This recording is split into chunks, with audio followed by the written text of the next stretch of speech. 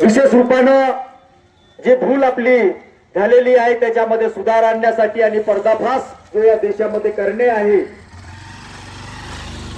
हे समजून घेण्यासाठी आपण सर्वांनी या चौकामध्ये येण्याचे करावे, जेणेकरून आपल्या सर्वांना आमच्या विनंती करण्यात येते, दोस्तांनो, या देशामध्ये स्वातंत्र्याची 78 वर्ष झालेली आहेत आणि संविधानाला 75 वर्ष होऊ घातलेली आहेत. ज्या बहुजन समाजासाठी, ज्या एससी एसटी आणि ओबीसी प्रवर्गासाठी, अल्पसंख्याकांनी, सर्व आरा समाजासाठी जे भारतीय संविधानामध्ये मूलभूत अधिकार दिलेले आहेत त्या अधिकारांची पायमल्ली मागील 78 वर्षापासून होत आहे. अनेक बाबीमधून त्यांनी या देशातल्या एससी एसटी ओबीसी समाजाला हक्क अधिकार यांच्यापासून दूर ठेवलं. कधी त्या हक्क अधिकारांना नाकारण्यात आलं, कुठराघात करण्यात आलं, पण खऱ्या अर्थानं ते जे अधिकार भारतीय संविधानामध्ये तरतूद आहेत त्या प्रमाणे जर मिळाले असते तर आता नुकतंच तुम्ही बघितलं की ज्या 1 ऑगस्टला 2024ला सुप्रीम कोर्टाचा निर्णय आलं की एससी एसटी या प्रवर्गामध्ये जाती वर्गीकरण करून किलमी लेअरची अट त्यांनी लावली. हा सुप्रीम कोर्टाचा आदेश आहे आणि सुप्रीम कोर्टाने केलेल्या आदेशाप्रमाणे राज्य सरकारला चालावं लागतं. आणि अशा परिस्थितीमध्ये जेव्हा सुप्रीम कोर्टाने हा जाती वर्गीकरण आणि किलमी लेअरची अट लावली, याच्या षडयंत्र आपण समजून घेणे काळाची गरज आहे. ओबीसी समाजालाही ज्या पद्धतीने रिझर्वेशन लागू केलं गेलं त्या काळाच्या नंतर सुद्धा 1992 पासून या ओबीसी समाजाला सुद्धा किलमी लेअरची अट लावली आणि त्यांचे यूपीएससी आयएएस ची परीक्षा पास झालेले आमचे जे बांधव आहेत ते कलेक्टरची परीक्षा पास होऊ नये किलमी लेअरच्या अटीमुळे ते कलेक्टर कमिशनर होऊ शकलेले नाही. आणि हा जसा ओबीसी समुदायासोबत कुठराघात झालेला आहे त्यांच्या अधिकाराच्या हक्क आणि अधिकारांच्या सीट्सवर 10वी पास झालेले मंत्रालयामध्ये सचिव झालेले आहेत की ज्यांनी यूपीएससी आयएएस ची परीक्षा झालेली नाही, केली नाही. त्याच पद्धतीने आमच्या एसटी प्रवर्गासोबत आणि एसटी प्रवर्गासोबतही सुद्धा सुप्रीम कोर्टाने जो आदेश दिला या आदेशाच्या विरोधामध्ये संसदेमध्ये असलेले 131 खासदार ही केवळ एससी आणि एसटी प्रवर्गाचे खासदार आहेत. 320 खासदार हे ओबीसी समाजाचे आहेत. ओबीसी समाजाचे खासदार तर दूरची गोष्ट, कारण एवढ्या मोठ्या प्रमाणात ओबीसी समाजाचे खासदार असूनही भंडारा लोकसभेचे खासदार घेऊन असे 320 खासदार आहेत ज्यांनी आमच्या मताच्या ताकदीवर ते तिथं राजा बनून गेलेले आहेत. तर त्या ओबीसी समाजाचे 320 खासदार असूनही त्यांनी ना ओबीसी समाजाची जाती जनगणना करण्याचा कधी प्रश्न केला. स्वातंत्र्याच्या 78 वर्षामध्ये ओबीसी समाजाची आता 2011 पासून जनगणना होऊ शकलेली नाही. स्वातंत्र्यानंतर 78 वर्ष होऊ नये 52% रिझर्वेशन ओबीसी समाजाला मिळू शकलं नाही. याचं नेमकं कारण असं आहे की ही जी आमच्या मताच्या ताकदीतून भूल झालेली आहे हिला आम्हाला दुरुस्त करावी लागेल. आपण केव्हापर्यंत वाट पाहणार आहात? ज्याप्रमाणे ओबीसी समाजासोबत कुठराघात झालेला आहे त्याच पद्धतीनं इथल्या अनुसूचित जाती प्रवर्गातील जनतेसोबत, अनुसूचित जमाती प्रवर्गातील जनतेसोबत किलमी लेअर आणि जाती वर्ग करण्याची अट लावून कुठराघात करण्याचा प्रयत्न केलेला आहे. आणि 131 खासदार हे केवळ आणि केवळ अनुसूचित जाती जमातीचे खासदार आहेत. जर हे रिझर्वेशनची सीट्स नसती खासदारांसाठी तर आमच्या माणूस तिथं संसदेमध्ये दिसू शकला नसता. परंतु आमच्या मतांच्या भरोशावर ज्या व्यक्तीला जनप्रतिनिधीला आम्ही निवडून दिलं जरी ते आमच्या जातीचे असतील पण आमच्या विचाराचे नाहीत, म्हणून 131 खासदारापैकी एकही खासदार संसदेमध्ये बोलू शकला नाही. विधानसभेमध्ये एकही आमदार आमच्या बोलू शकला नाही. जर आमचे आमदार खासदार बोलत नसतील तर जनतेला रस्त्यावर येण्यासाठी 21 तारखेला तुम्ही बंद पाडलेला आहे का? निकलो बाहर मकानों से, जंग लड़ो बेईमानों से. कोणते बेईमान लोक आहेत की या देशामध्ये ओबीसी समाजाला 52% रिझर्वेशन रिझर्वेशन परमपूज्य डॉक्टर बाबासाहेब आंबेडकरांनी दिल्याच्या नंतरही ओबीसी समाजाला या देशातील प्रस्थापित पक्ष त्यांना 52% रिझर्वेशन देत नाही. आजही त्यांचा बॅकलॉग हा ओबीसी समाजाचा 6% भरण्यात आलेला आहे. 46% रिझर्वेशन अजून ओबीसी समाजाचा बाकी आहे. तुम्हाला केव्हा देणार आहे? बाबासाहेब आंबेडकरांनी तरतूद केलेली आहे. शिक्षण, नोकरी, प्रमोशन, व्यापार आणि राजनीती या 5 क्षेत्रामध्ये एससी एसटी ओबीसी सोबतच सर्वांना रिझर्वेशन बाबासाहेब आंबेडकरांनी दिलेली आहे. 78 वर्षाच्या नंतर आमच्या ओबीसी समाजाला 52% रिझर्वेशन देऊ शकले नाही. त्यांचे हक्क अधिकार डावलले जातात आणि म्हणून त्यांच्या व्यक्ती हा सुप्रीम कोर्टातच नव्हे, हायकोर्टातच नव्हे, तर अनेक मोठ्या सीट्सवर कुलगुरू पर्यंतच्या सीट्सवर आमचा अधिकारी नसल्यानं आमच्या समाजाचे तरतूद शकत नाही. आता तुम्ही बघितलं काही एकही आमचा आमदार खासदार गणपती बोलायला तयार नाही आणि अशा परिस्थितीत आता समाजाची लढाई बनलेली आहे. आता समाजाला आपली लढाई लढावं लागेल. 21 तारखेला बैमानांसोबत आपण जंग लढण्यासाठी पुढे आलो. ह्या बैमानांचा चेहरा आपल्याला ओळखावा लागेल. यांचा पर्दाफाश करण्यासाठी आपल्या गावापर्यंत आम्ही आलेलो आहोत. आपण सज्जन लोक आहात, विचार करा की ओबीसी समाजाला अजूनपर्यंत 52% रिझर्वेशन असून केवळ 6% रिझर्वेशन मिळालं. यामुळे आमच्या ग्रामपंचायतच्या ओबीसी भाऊ चपरासी पासून मास्टर डॉक्टर कमिशनर कलेक्टर पर्यंत करू शकला. तर 52% मधून फक्त आणि फक्त 6. 78 वर्षामध्ये 6%. किती आमचं बॅकलॉग चालली आहे. का आमचं भरत नाही रिझर्वेशन? का आमचे अधिकार आम्हाला देत नाही? आमच्या मुलाबाळांना शिकल्या सवरल्याला नोकरी का नाही? आमच्या व्यापारात स्थान का नाही? आमचे कुलगुरू कमिशनर कलेक्टर का नाहीत? 36 कलेक्टर भारताच्या पूर्ण सर्वेक्षणामध्ये पोस्टिंग आहेत. त्यापैकी केवळ आणि केवळ मोजके 200-300 सोडल्या तर ओबीसी समाजाच्या बॅकलॉग झाली आहे. केवळ 6% रिझर्वेशन भरलेलं आहे. कोण देणार?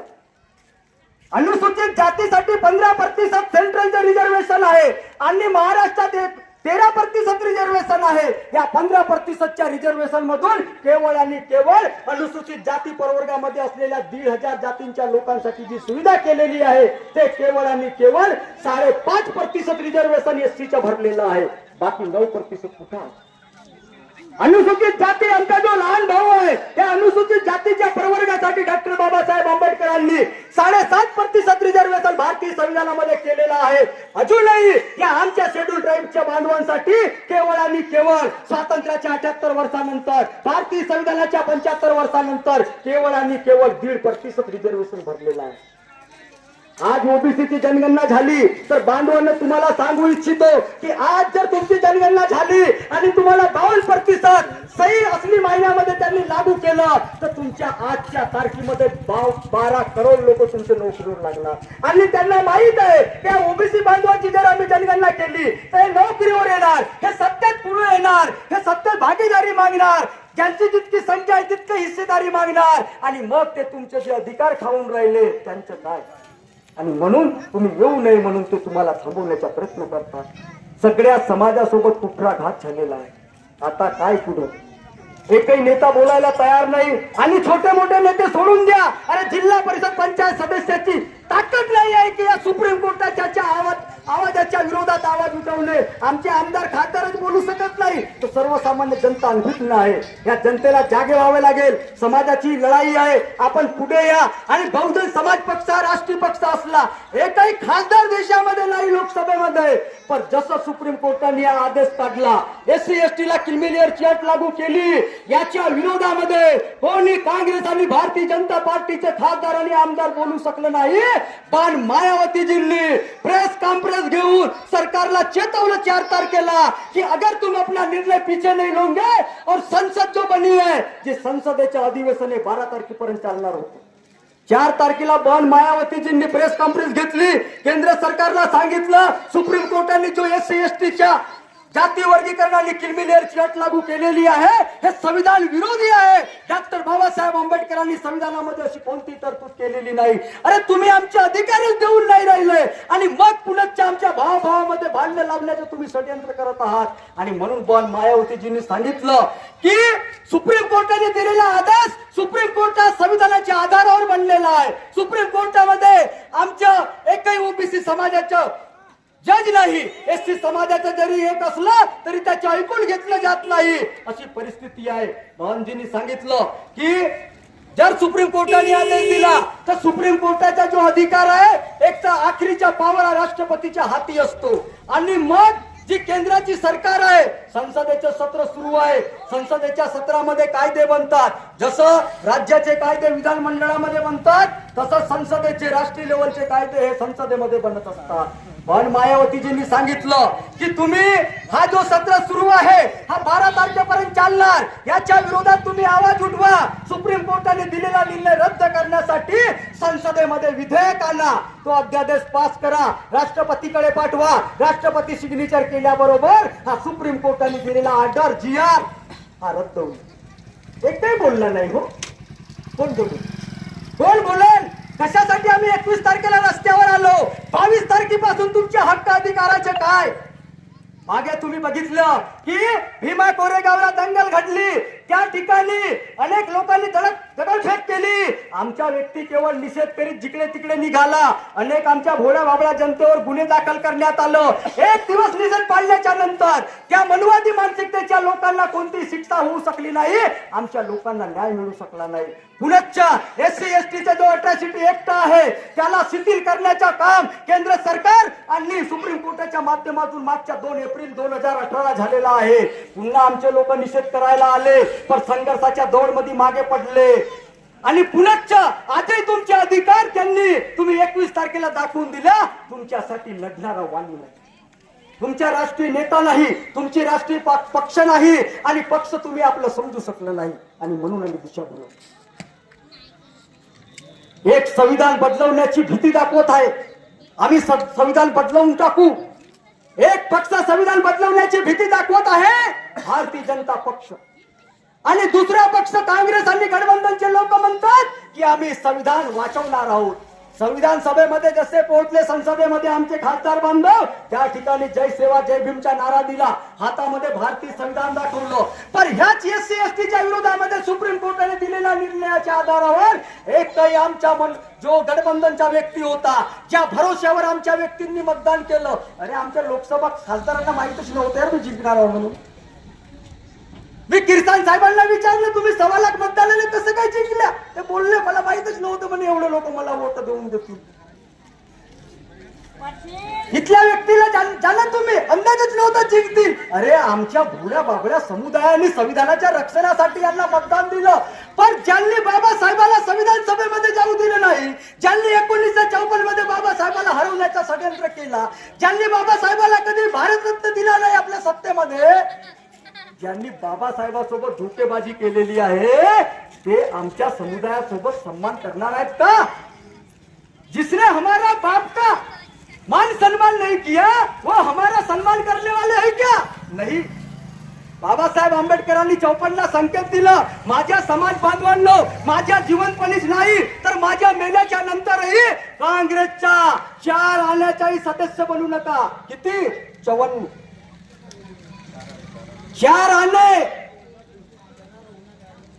सदस्य बनू नका आम्ही ज्याला आपला मसिया मानतो त्याच्या विचाराच्या चकनाचूर जे आमचे झालेच नाहीत त्यांना आम्ही आपले समजत आहोत ही भूल आमची होत आहे भूल आमची होता डॉक्टर बाबासाहेब आंबेडकर म्हणतात की इतर राजकीय पक्ष आणि माझा पक्ष हा आगळा वेगळा आहे दोन्हीमध्ये फरक आहे आपण समजू शकलं नाही म्हणून या चळवळीची वाताहत तुमच्या डोळ्यात देखत होत आहे तुमच्या डोळ्यात देखत आंदोलन मागे पडणार आहे आणि तुमच्या डोळ्याच्या देखत हे अधिकार आमचे हिरावून घेणार आहेत आणि म्हणून आपलं घर सोडून दुसऱ्याच्या हवेलीत शिरू नका आपलं घर कमजोर करून दुसऱ्याच्या घर मजबूत करू नका अरे हा घर आहे हा बहुजन समाज पक्ष तुमच्या हक्काचा घर आहे या घरामध्ये या कुठेही जाण्याची गरज नाही छोट्या मोठ्या लोकांना घाबरण्याची गरज नाही तुमचे हक्क अधिकार तुम्हाला पाहिजे असतील तर डॉक्टर बाबासाहेब आंबेडकर म्हणतात मागने से भीख मिलती है अधिकार नहीं मांगने से भीख मिलती है अधिकार नहीं अधिकार पाना है तो संघर्ष करके ही लेना पड़ता है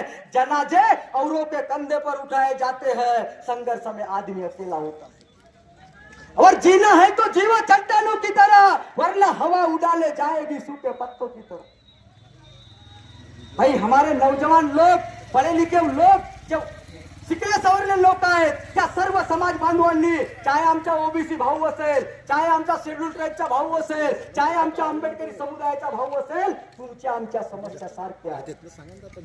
तुम्हाला अनेक भूलतापा देण्यासाठी येतील. अरे जे 21 तारखेला आपला 1 तारखेपासून 21 तारखेपर्यंत आमदार खासदारांनी तोंड उघडू शकलं नाही, संसदेमध्ये केवळ जमाई घेण्यासाठी तोंड उघडतात, असे परमपूज्य डॉक्टर बाबासाहेब आंबेडकर म्हणतात.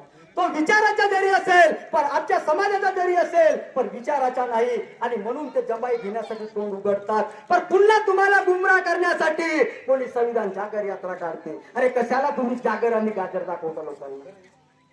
साधं बोलू शकत नाही, हक्क अधिकाराची लढाई तुम्ही लढू शकत नाही. आमच्या भोळ्या भाड्या जनतेला तुम्ही दारू चिवडा आणि पैशाच्या बनवून देऊन त्यांना त्यांच्या मताचा तुम्ही सौदा करता. अगर तुम्ही इमानद्वारे चुनाव लढत असाल तर हा विधानसभा संपूर्ण खाली आहे. अरे 24 आणि 29 ची आमदारची सीट खाली आहे. बाद में किसी को पूछने वाला नहीं तो ही 24 आणि 29 पर्यंत राखीव मतदारसंघ आहे. त्यानंतर आमचे नकली लोक इथे दिसू शकणार नाही. ही रिझर्वेशन सीट समाजचा उद्धार करण्यासाठी आहे, उत्थान करण्यासाठी आहे, अधिकार देण्यासाठी आहे. आमदार खासदार कशासाठी आहे भाई? तुम्हारे जो हक अधिकार है, शपथ लेते हैं संसद में, विधानसभा में, कि मैं भारत के संविधान की शपथ लेता हूँ कि यहाँ जो हक अधिकार SC ST OBC समाज के लिए सुरक्षित रखे हैं, ये अधिकार मैं अपने क्षेत्र में जाके वहाँ के SC ST OBC सर्व समाज के लोगों के अधिकार मैं दिलवाऊंगा, उनका भला करूंगा, उनके जीवन में सुख शांति निर्माण करूंगा. काय सुरू आहे? दारू चिवडा पैशाचा महापूर, आणि बिना दारू चिवड्या पैशाला कोणताही भारतीय जनता पार्टीच्या आमदारांनी काँग्रेसचा आमदार जिंकूच शकत नाही. आमचा व्यक्ती होतच नाही. ते यातच सीट डॉक्टर बाबासाहेब आंबेडकर 54 ला निवडणूक लढले. 54 मध्ये बाबासाहेबाचाच माणूस नारायण काजरोळकर नावाच्या माणसाला तोडल्या गेला. बाबासाहेब आंबेडकरांच्या विरोधात काँग्रेसने उभा केला आणि बाबासाहेब आंबेडकरांना पराजित करण्यात आलं. 54 ला काय झालं? त्याच्यानंतर 54 ला बाबासाहेब आंबेडकर इथं पोटनिवडणूक लढण्यासाठी वय 63व्या वर्षी बाबासाहेब आंबेडकर भंडारा लोकसभेमध्ये आले. 65 वर्षापर्यंत बाबासाहेब आंबेडकर जिवंत आहेत. 65व्या वर्षी त्यांचं निधन झालेलं आहे, महापरिनिर्वाण. 63व्या वर्षी एक म्हातारा माणूस या भंडारा लोकसभेमध्ये निवडणूक लढण्यासाठी येतो. आणि मग काय झालं? बाबासाहेब आंबेडकरांनी एकच आपली जाहीर सभा भंडाऱ्यामध्ये घेतलेली आहे. बर्मापुरी पासून बालाघाट पर्यंत आणि रामटेक पासून इकडे कोरची पर्यंतचा क्षेत्र होता त्या काळामध्ये. आणि अशा परिस्थितीमध्ये तो क्षेत्रामध्ये अनेक नकली लोक बाबासाहेबांच्या विरोधामध्ये कार्य करायला लागली. बाबासाहेबाला हरवण्यासाठी षडयंत्र केला गेला. काँग्रेस आणि भारतीय जनसंघ पक्षाचे लोक बाबासाहेबांच्या विरोधामध्ये आंदोलन केली, हरवण्यासाठी प्रयत्न केला. दोन्ही मिळून बाबासाहेबाला हरवण्याचा प्रयत्न केला गेला. 30,000 लोकांना दारू मटण गोंदियाला पाजण्यात आलं. 54 ला 30,000 बुद्धिस्ट समाजाच्या लोकांना दारू मटण तिथं गोंदियामध्ये हॉस्टेलमध्ये राऊतच्या हॉस्टेलमध्ये पाजण्यात आलं. 16,000 लोकांची मतं ही मतदार यादीतून कापण्यात आली. 52 आणि 54 मध्ये आमच्या सोबत कुठलाघात झालेला. आणि 13,000 मताची पेटी काउंटिंग मतगणना जेव्हा झाली, त्या मतगणनेमध्ये रिटर्निंग ऑफिसरला बाबासाहेबांनी म्हटलं की ही मताची पेटी तुम्ही मोजून घ्या.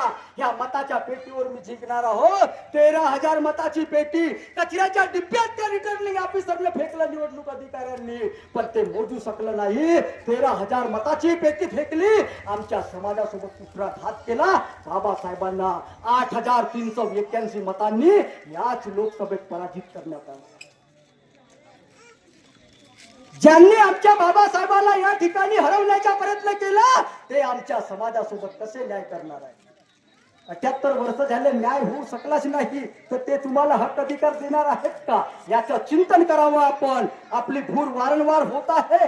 आपण एक जरी मत तुमच्या गावामधून निवडणूक वेळ आहे, तशी 1 महिना अजून उशीर आहे, परंतु आपलं मत बाबासाहेब आंबेडकर म्हणतात की मीठ मिरची सारखं मताची किंमत समजू नको. बाबासाहेब आंबेडकर म्हणतात की मताची किंमत मीठ मिरची सारखी समजू नका. मुलगा असो या मुलगी असो, 18 वर्षाच्या नंतर मताचे अधिकार बाबासाहेब आंबेडकरांनी आपल्याला दिलेला आहे. कशासाठी? का आपला सच्चा राजा बनवण्यासाठी, आपला सच्चा प्रतिनिधी बनवण्यासाठी, आपल्या हक अधिकारासाठी लढणारा प्रतिनिधी बनवण्यासाठी, आपल्या विचाराच्या, आपल्या समाजाचा हित पाहणारा, अधिकार देणारा, आमची बिगडी बनवणेवाला, न मागणारा न भटकणेवाला मजबूत समाज निर्माण करणारा आम्हाला प्रतिनिधी मताच्या ताकदीवर निवडून पाठवावा लागेल. ज्या समाजाची मतं असतात त्याचा समाज त्याचा राजा असतो. आणि ज्या मताच्या भरोश्यावर जे राजा झालेले आहेत ते राजा जरी झाले तर ते आमचे हित पाहणारे नाही आहेत. आणि अशा परिस्थितीत ज्या समाजाचा राजा असतो त्याचा समाज राजा असतो. एक शेवटचं सांगतो, 18 वर्षाच्या नंतर मताचा अधिकार आपल्यास मिळालेला आहे. या मताचा अधिकार मुलाला आणि मुलीला सुद्धा मिळालेला आहे. आणि म्हणून हा मताचा अधिकार, जशी आमची बहीण 18 वर्षाची झाली, 18 वर्षाच्या झाल्याबरोबर मताचा अधिकार मिळाला. मग 18 वर्षाचा झाल्याच्या नंतर तिची लग्नाची वय 30 ठरलेली आहे. मग तिच्या लग्न करण्यासाठी आम्ही चांगला मुलगा पाहतो, चांगला वर पाहतो, चांगला नवरदेव पाहतो. हा नवरदेव दारू पिणारा तर नाही, याच्या समाजामध्ये प्रेस्टिज आहे की नाही, हा मुलीचा संसार सुखरूप ठेवेल की नाही, हा दोन्ही परिवाराला सन्मानाने वागवेल की नाही, याच्या समाजामध्ये बैठक आहे की नाही, या सर अड्डी मड्डी तर नाही आहे, हा झूठ फरेबी तर नाही आहे, हा डकेती तर नाही आहे. ह्या सगळ्या चाचपणी करून आपल्या बहिणीला आम्ही नवरदेव पाहून देतो, तेव्हा तिला सोपवतो. बाबासाहेब आंबेडकरांनी तुम्हाला मताचा अधिकार तसाच दिलेला आहे. आई बहिणीच्या इज्जतीसारखं या मताची किंमत समजा. आणि मताची किंमत ही आईच्या दुधासारखी आहे. आईच्या दूध कोणी विकू शकत नाही. ही मताची किंमत जर तुम्ही जाणून घेतलं नाही, अरे स्वातंत्र्याच्या 78 वर्ष झाले यार, 78च्या नंतर 79, 80 तेव्हा जागे होणार आहात. डोळे उघडा तुम्ही, या मैदानात या. हा राष्ट्रीय संघर्ष आहे, ही सामाजिक परिवर्तनाचे आंदोलन आहे. जर तुम्ही आले नाहीत, पुन्हा नकली लोक सत्तेवर येतील, तुमच्या वोटाच्या ताकदीवर ते राज्य बनतील, तुमची जशीची तशी परिस्थिती राहील. आपल्या जीवनामध्ये जर तुम्हाला बदल आणायची आहे, माझी जाहीरपूर्वक आपणास विनंती आहे की आपण मोठ्या संख्येने या आंदोलनामध्ये सहभागी व्हा. हा पक्ष तुमचा आहे, हा घर तुमचा आहे. या घराला मजबूत करा. आपलं घर सोडून दुसऱ्याच्या घर मजबूत करू नका.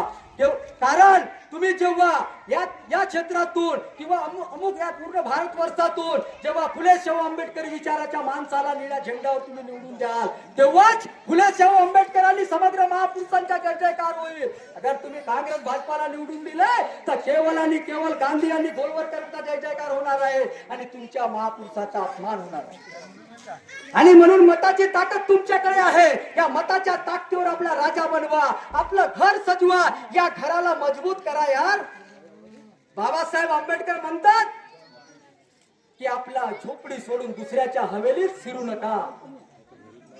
भाई आम्हाला संकेत समजावं लागेल. बाबासाहेब आंबेडकर म्हणतात की या देशामध्ये तुम्हाला आत्मसन्मानाने आणि स्वाभिमानाने जगायचे असेल तर हा आंदोलन आपल्या अंगा खांद्यावर घ्या, अन्यथा तुम्ही आत्मघाताच्या वाटेने निघालेले आहात. आज बेदर्दी जमाना सुरू आहे. आमचा युवक हा घाबरतो, मैदानात येण्यासाठी मागे पुढे पाहतो. तो व्यसन आणि व्यापनाधीन झालेला आहे. खऱ्या दारूसाठी मायबापाला मारण्यासाठी मागे पुढे पाहत नाही. त्याला रोजगाराचं साधन नाही. 1200 शिक्षकांची सीट्स खाली आहेत. डीएड बीएड एमएड वाले पूर्ण फिरून राहिले. 40,000 पोरं, त्यांना जॉब नाही. त्यांना कॉन्ट्रॅक्ट बेसवर घेतल्या जाते. तर मग जर त्यांना कॉन्ट्रॅक्ट बेसवर घेतल्या जाते तर इथली प्रशासन व्यवस्था, आमदार खासदार मुख्यमंत्री आणि प्रधानमंत्री हे कॉन्ट्रॅक्ट बेसवर का राबवले जात नाही? हा आम्हाला खरा सवाल विचारावा लागेल. आणि बाबासाहेब आंबेडकरांनी म्हटलं की आंदोलन तुमच्यासाठी आहे, आत्मसन्मान आणि स्वाभिमानाची लढाई आहे, याच्यात सामील व्हा, अन्यथा आम्ही आत्मघाताच्या वाटेने निघालेले आहोत. हा इशारा आपल्या महापुरुषाचा समजून घ्यावे लागेल. आणि बाबासाहेब आंबेडकरांनी म्हटलं की मी तुमच्यासाठी संपूर्ण भाकरीसाठी संघर्ष केलेला आहे. तुम्हाला संपूर्ण भाकर मिळावी, या भाकरीतून तुमचा मान सन्मान स्वाभिमान जागा व्हावा, तुम्ही आदर्श समाज घडवावा. आणि अशा पद्धतीने बाबासाहेबांनी संपूर्ण भाकरीसाठी संघर्ष केला.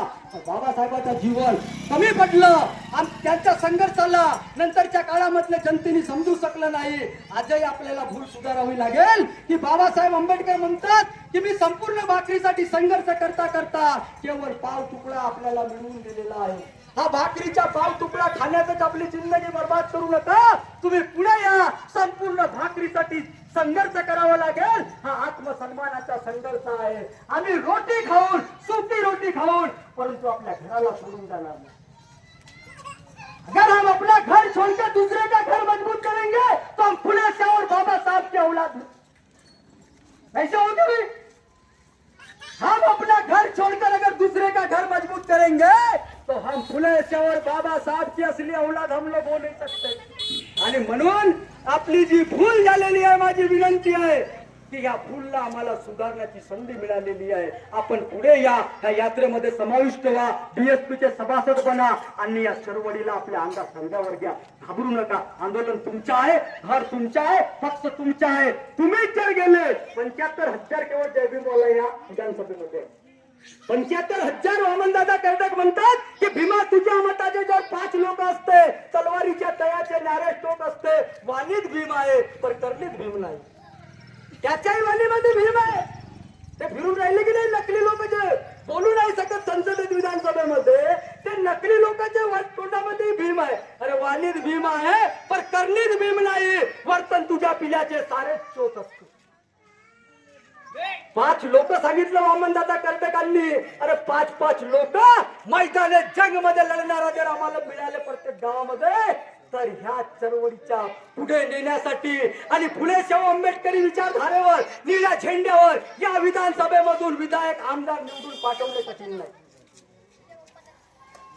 एक विचाराने आम्हाला पुढे यावे लागेल, समतेच्या विचाराने पुढे यावे लागेल। आपली बिगडी बनवण्यासाठी, आपल्या बच्चांचं भविष्य बनवण्यासाठी, आपल्या समाजाचं भविष्य बनवण्यासाठी, समाजाला आदर्श बनवण्यासाठी आम्हाला पुढे येऊन या जंगमध्ये काम करावे लागेल। ही मैदानाची लढाई आहे, ही घरी बसून लढाई पूर्ण होणार नाही। आपण या मैदानात या, या चळवळीचे सारथी बना। ही पार्टी तुमची आहे, विचार तुमचे आहेत, तुमचे महापुरुष आहेत, वोट तुमचा आहे, तुमच्याच राजपाट या देशामध्ये निर्माण व्हावा, सत्ता आपल्या हाती घ्या। शेवटचे एक सांगतो, बाबासाहेब आंबेडकरांची संसदेच्या समोर जी प्रतिमा मोठी स्टॅच्यू बनलेला आहे, हा बहुजन समाज पार्टी 1989 मध्ये व्हीपी सिंगची सरकार होती, त्या व्हीपी सिंगच्या सरकारला ठणकावून मानल्यावर कांशीराम साहेबांनी सांगितलं, कारण व्हीपी सिंगला पंतप्रधान बनायचं होतं, व्हीपी सिंगला पंतप्रधान बनायचं होतं, 3 मताची कमी होती। कमी असताना व्हीपी सिंगांनी कांशीरामजींना म्हटलं की तुम्ही 3 खासदाराचं समर्थन आम्हाला द्या। कांशीरामजींनी म्हटलं की मंडल आयोग तुम्हाला लागू करायचा आहे। कांशीराम साहेबांच्या भरोश्यावर मंडल आयोग 27% व्हीपी सिंगने लागू केलं। व्हीपी सिंगची मजबुरी होती, ओबीसी समाजाला लागू केलं, ह्या नकली लोकांनी लागू नाही केलं, हो त्यांच्या पक्षांनी लागू नाही केलं। मान्यवर कांशीरामजी पण मायावतीजी बहुजन समाज पार्टीचं आंदोलन आहे तो राष्ट्रीय। कांशीरामजींनी सांगितलं की याच्या सोबत तुम्हाला बाबासाहेब आंबेडकरांना भारतरत्न द्यायचं आहे। त्या भारतरत्न कोणी काँग्रेसचे 65 वर्ष सरकार राहिली, भारतीय जनता पक्षाची सरकार आता आपण पाहत आहोत, तर बाबासाहेब आंबेडकरांना भारतरत्न ते देऊ शकले नाही। मान्यवर कांशीरामजींनी सांगितलं तर व्हीपी सिंगची मजबुरी झाली आणि भारतरत्न बाबासाहेबाला पदवी बहाल झाली। त्यानंतर बाबासाहेब आंबेडकरांनी व्हीपी सिंगाला सांगितलं की संसदेच्या समोर मोठ्या प्रमाणात बाबासाहेब आंबेडकरांचा इस्टूप तुम्हाला उभारले आहे, मोठा भव्य दिव्य पुतळा बनवायचा आहे, ज्याच्या संसदेच्या समोर परमपूज्य डॉक्टर बाबासाहेब आंबेडकरांचं असं बोट राहील, हातात संविधान राहील। आज नवी संसद त्या ठिकाणी बनलेली आहे, त्या ठिकाणी बाबासाहेबांची प्रतिमा नाही। कुठे आहेत या फुले शाहू आंबेडकरी विचारासाठी लढणारे खासदार आमदार? काय तुम्हाला दिसत नाही? जनतेला हा भूल सुधारायची आहे।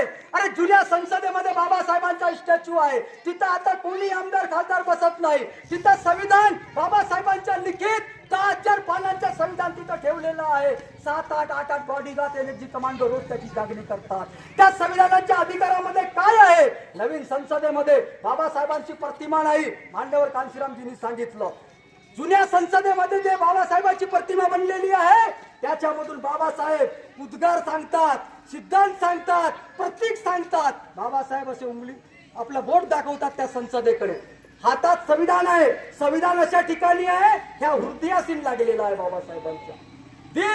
दिल दिमाग आमचा माणूस हा गरीब नाही, तो दिल दिमागाने गरीब आहे। आमच्या समाजाजवळ पैशाची कमी नाही, एससी एसटी ओबीसी बांधवांजवळ पैशाची कमी नाही, मेहनत करणारा आमचा समाज आहे, पण तो दिल दिमागाने कमजोर आहे। अरे 75,000 केवळ जयभीमवाला समाज राहतो, 1-1 रुपये या बहुजन समाज पार्टीला सहकार्य केलं ना तर 75,000 रुपये तुम्ही एका दिवसात तयार करता, फक्त 1 रुपयाच्या भरोश्यावर। पण आम्ही गरीब नाही, आम्ही दिल दिमागाने गरीब आहोत। बाबासाहेब आंबेडकरांनी उद्देशून सांगितलेलं आहे त्या प्रतिमेच्या आदर्श स्वरूप कि हे मेरे बहुजन समाज के लोगों, आप कोई संसद रूपी मंदिर पे कब्जा करना है। क्यों? क्योंकि मेरे जो छाती पे लगा हुआ, हृदय से लगा हुआ जो बगल में संविधान है, ये संविधान में तुम्हारे हक अधिकार है।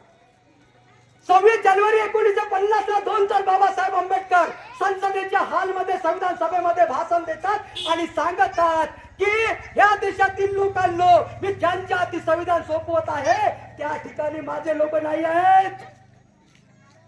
मी ज्यांच्या हाती संविधान देत आहे तिथं माझे लोक नाही आहेत। तुम्हाला या देशातल्या बहुजन बांधवांना या संसदेवर कब्जा करायचा आहे। तुम्ही जर इथं येता, सत्ता हाती घेता, त्या हाती घेतल्याच्या नंतर या हृदयाशी असलेल्या संविधानामध्ये ते तुमचे अधिकार आहेत, तेव्हाच तुम्ही ते अधिकार आपल्या सामान्य जनांना देऊ शकता, इतर लोक देणार नाहीत। म्हणून तुम्ही या बाबासाहेब आंबेडकरांच्या आदर्श स्वरूप आपण लक्षात घेता आपण जर चळवळीला समोर चालवण्याचा जर विचार करत असाल तर आता डोळे उघडण्याची वेळ आहे।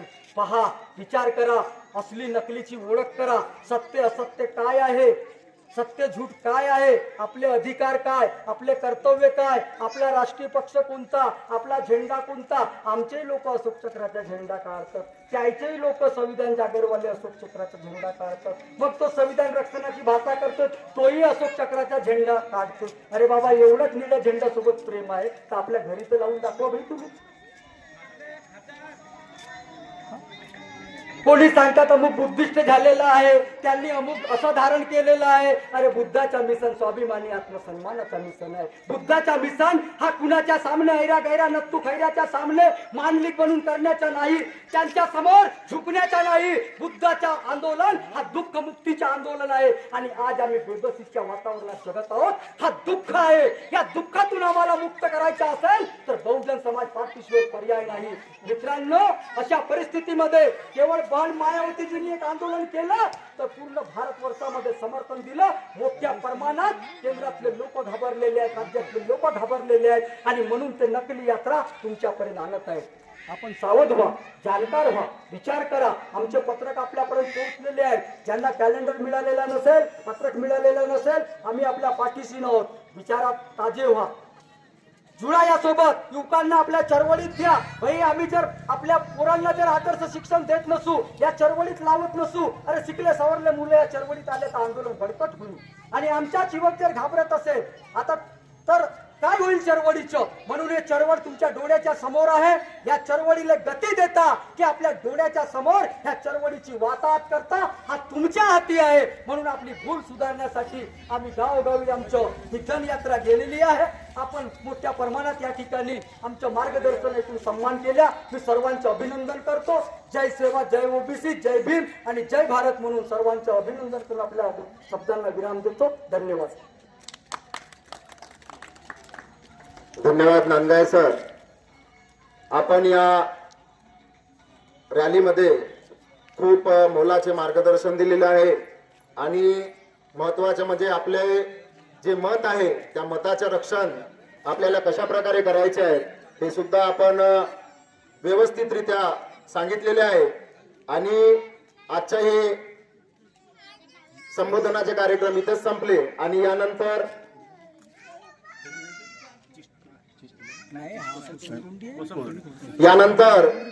आपली रॅली कोसमतोंडीला जाणार आहे आणि आजचे इथं कार्यक्रम संपल्याचे जाहीर करतो। जय भीम, जय ओबीसी, जय सेवा।